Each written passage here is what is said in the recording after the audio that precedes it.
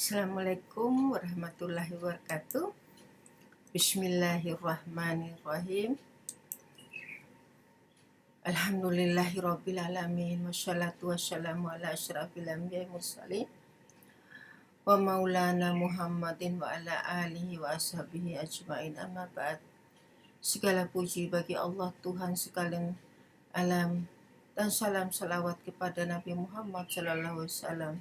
Allahumma shalli ala sayyidina Muhammad wa ala alihi wa ashabihi wasallim.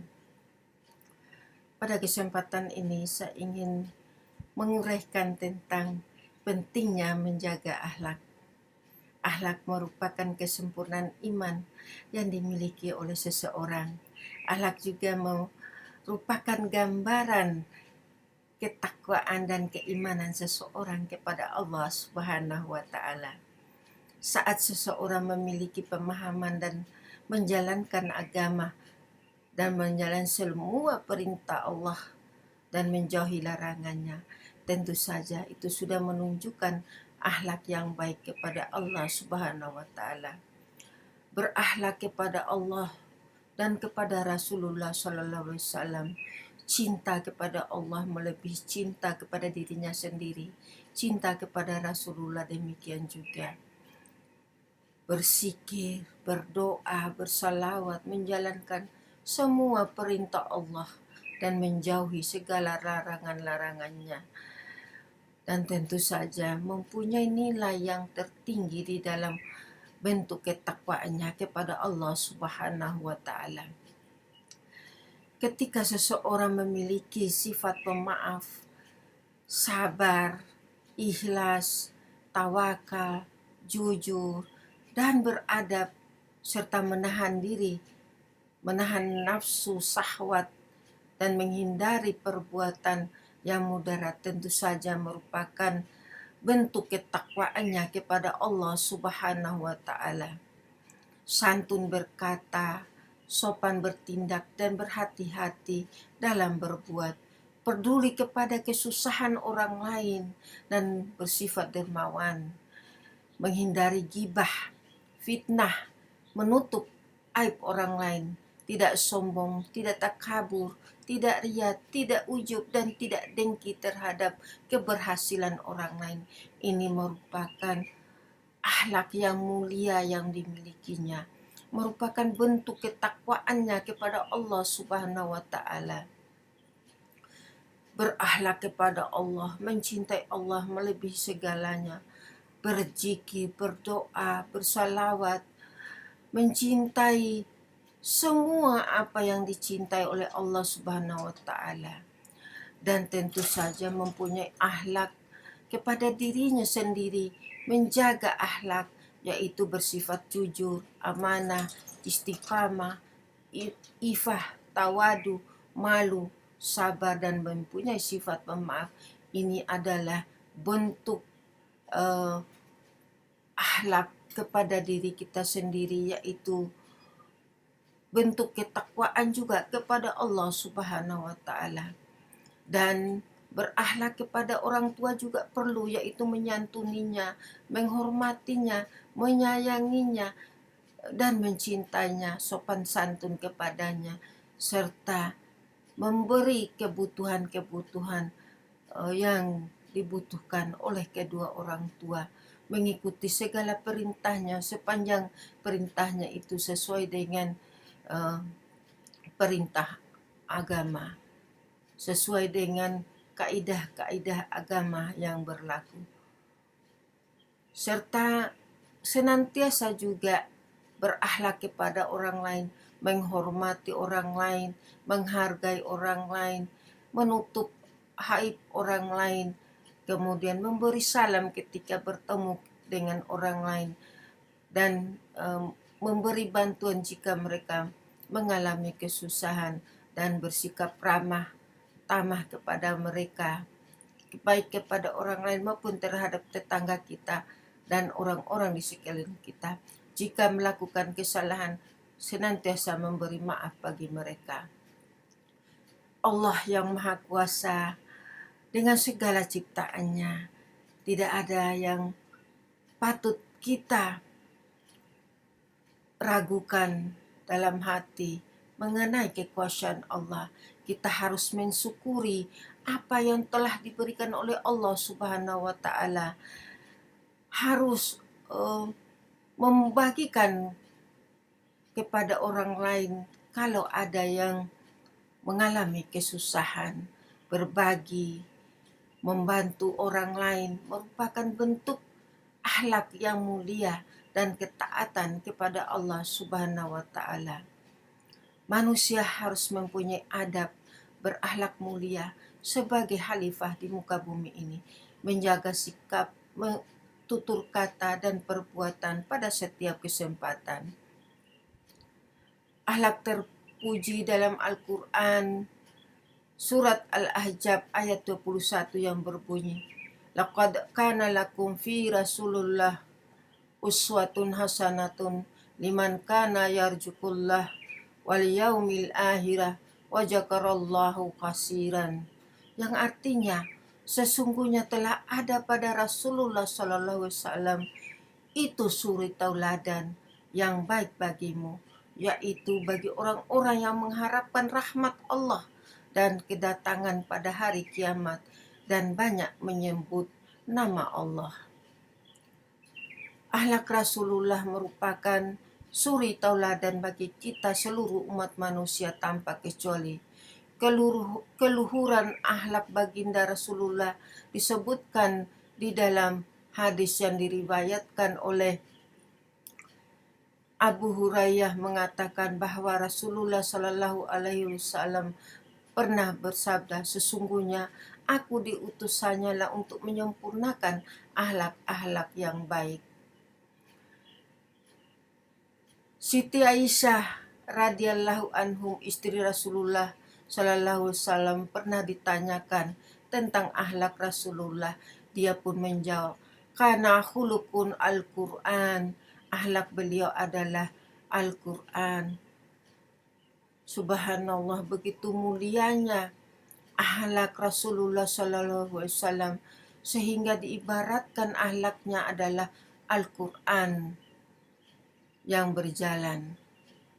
Dalam Al-Quran surat Al-Baqarah ayat 83 yang berbunyi, La ta'budun illallah wa biwalidain ihsanan wahdi wal kurban wal yatama wal masakin wa qulu linnasi husnan, yang artinya janganlah kamu menyembah selain Allah dan berbuat baiklah kepada orang tuamu, kerabat, anak yatim dan orang-orang yang miskin, dan bertutur katalah yang baik kepada manusia.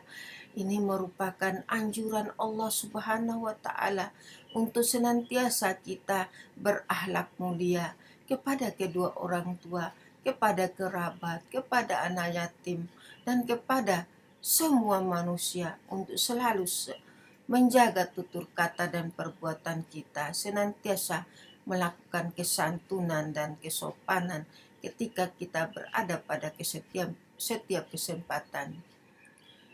Kita harus berani menahan dan mengendalikan nafsu dan keinginan yang tidak berguna demi mendekatkan diri kepada Allah Subhanahu wa taala. Ini merupakan bentuk ketakwaan Allah kepada Allah Subhanahu wa taala.